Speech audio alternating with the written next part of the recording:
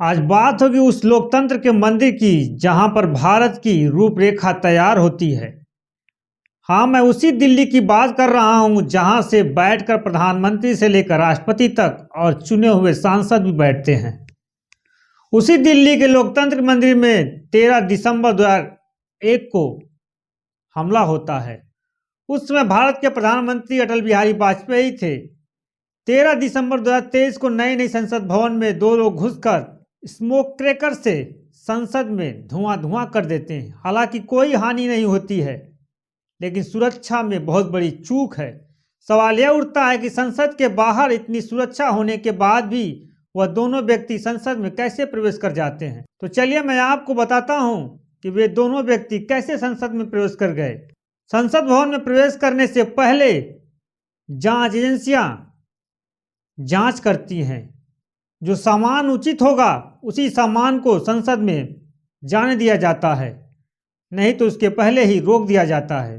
फिर सवाल उठता है कि वह दोनों व्यक्ति संसद भवन में कैसे प्रवेश कर जाते हैं। आखिरकार कौन हो सकता है इनके पीछे। सवाल यह भी उठता है कि जो जांच एजेंसियां जांच कर रही थी उन लोगों ने कैसे जांच किया, किस प्रकार से जांच किया कि वह दोनों व्यक्ति स्मोक क्रैकर लेकर संसद भवन में एंट्री कर जाते हैं। जब संसद भवन में उन दोनों व्यक्तियों ने स्मोक क्रैकर से संसद को धुआं कर दिया, उसके बाद सांसदों ने उन्हें पकड़ लिया।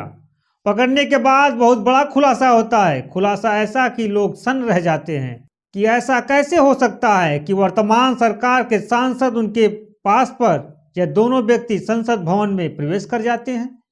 तो आखिरकार आप भी जानना चाहेंगे कि कौन सांसद है जिनके पास पर ये दोनों व्यक्ति संसद भवन में क्रैकर लेकर संसद भवन में धुआं कर देते हैं। तो चलिए मैं आपको बताता हूं कि जिनके पास से वह दोनों व्यक्ति संसद भवन में प्रवेश करते हैं वह सांसद जी भाजपा के हैं। उनका नाम है प्रताप सिन्हा, जो मैसूर से सांसद है। अब सवाल उठता है कि सांसद जी ने इन लोगों को पास किस बेस पर दिया था और इनसे क्या संबंध है, यह भी जांच का विषय है। वही संसद भवन में घुसपैठ का मास्टरमाइंड ललित झा ने दिल्ली के कर्तव्य पथ थाने में पहुंचकर सरेंडर किया। यह वही शख्स है जो संसद भवन में घुसपैठ को लेकर 4 लोगों को गिरफ्तार किया गया। इस घटना का मास्टरमाइंड ललित झा है। पूछताछ में पता चलेगा कि ललित झा क्यों ऐसा करना चाहता था। इन चारों का नाम है सागर शर्मा, मनोरंजन, अनमोल शिंदे, नीलम देवी। इन चारों लोगों को जेल भेजा जा चुका है। अब सवाल यह उठता है कि जब दो लोग संसद के अंदर प्रवेश कर जाते हैं तो उस समय सुरक्षा एजेंसी कहां पर थी, क्या कर रही थी सुरक्षा एजेंसियां। इसी तारीख को 2001 में इससे बड़ी घटना हुई थी। उस समय भी सरकार भाजपा की थी, आज भी सरकार भाजपा की है। उस समय के प्रधानमंत्री अटल बिहारी वाजपेयी थे, आज के प्रधानमंत्री नरेंद्र मोदी जी हैं। 13 दिसंबर 2023 को संसद के अंदर बड़ी घटना घटते घटते बच गई।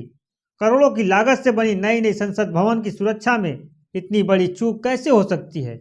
और भाजपा के ही सांसद जी के पास पर वह दोनों व्यक्ति संसद के अंदर प्रवेश कर जाते हैं और धुआं कर देते हैं। लेकिन सरकार अपनी सांसद जी पर कोई कार्रवाई नहीं करती है, करने से कतरा रही है। अगर यही सांसद विपक्ष का कोई होता तो अब तक खूब हो हल्ला हुआ होता, लेकिन सत्ता पक्ष का होने के कारण सरकार कुछ कहने से बच रही है। और वही सांसद महुआ मोइत्रा को संसद का ईमेल और पासवर्ड शेयर करने के मामले में कहा जाता है कि इससे बहुत बड़ा खतरा है। संसद के बाहर नीलम और उसके साथी बेरोजगारी को लेकर नारा लगाते हैं और जय भीम के भी नारे लगाते हैं। अब सवाल उठता है कि बेरोजगारी से परेशान थे या कोई साजिश का हिस्सा था। यह सब तो अब जांच का विषय है। कल संसद में इतनी बड़ी चूक को लेकर आज संसद में गृह मंत्री अमित शाह से विपक्ष के सांसदों ने जवाब मांगा कि ऐसी घटना क्यों हुई और भाजपा के सांसद जी ने जो पास दिया है उन पर क्या कार्रवाई हुई अब तक। इतना सवाल पूछने पर 15 सांसदों को संसद से निष्कासित कर दिया गया।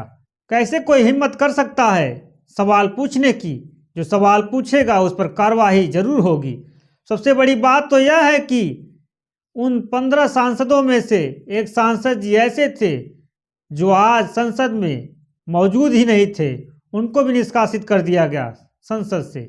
इसके साथ साथ 8 सुरक्षा कर्मियों को भी निष्कासित किया गया है। अब सवाल उठता है कि भाजपा के सांसद जी के पास पर इतनी बड़ी घटना हो जाती है और बोला जा रहा है कि यह छोटी सी घटना थी। विपक्ष झूठा हो हल्ला मचा रहा है। अब सवाल यह भी उठता है कि क्या बड़ी घटना का इंतजार किया जा रहा था या इससे सुरक्षा में बहुत बड़ा चूक। चैनल को सब्सक्राइब और शेयर जरूर करें।